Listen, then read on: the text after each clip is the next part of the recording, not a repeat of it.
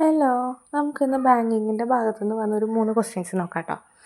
First one, in the case of regional rural bank targets for the total finance under priority sector is minimum dash percentage of their adjusted net bank credit. അപ്പോൾ ചോദിച്ചേക്കുന്നത് എന്നിട്ട് regional rural bank അവരുടെ priority സെക്ടേഴ്സിന് നൽകുന്ന ലോണിൻ്റെ minimum percentage of loan എത്രയായിരിക്കും എന്നാണ് ചോദിച്ചത്. അപ്പോൾ നമുക്ക് ഒരു സംശയമില്ലാതെ പറയാം 75% ആണെന്ന്.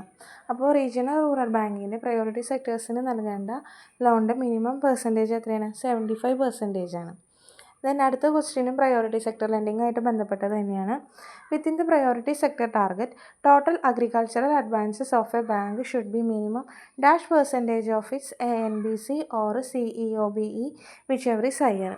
അപ്പോൾ ചോദിച്ചേക്കുന്നത് എന്തിട്ടാണ്? അഗ്രികൾച്ചറൽ സെക്ടറിന് നൽകുന്ന ലോണിൻ്റെ മിനിമം പെർസെൻറ്റേജ് എത്രയാണ്?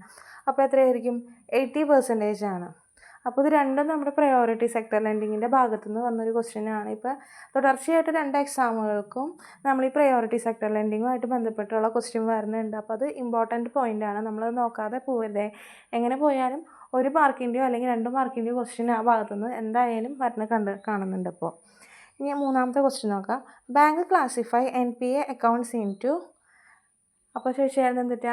Non performing asset. NPA എന്ന് വെച്ചാൽ എന്താണ്? Non performing asset. അപ്പോൾ ബാങ്ക് അവരുടെ നോൺ പെർഫോമിംഗ് അസറ്റിനെ എത്ര കാറ്റഗറീസ് ആയിട്ടാണ് തിരിച്ചേക്കണതാണെന്ന് ചോദിച്ചേക്കണത്. അപ്പോൾ എത്ര കാറ്റഗറീസ് ആയിട്ടാണ്? 3 കാറ്റഗറീസ് ആയിട്ടാണ് തിരിച്ചേക്കണത്. അപ്പോൾ ഏതൊക്കെയാണ്? Substandard, doubtful assets and loss account. അപ്പോൾ NPA അക്കൗണ്ട്സ് എത്രയായിട്ടാണ് തിരിച്ചേക്കണത്? Substandard account, doubtful account and loss account. Thank U.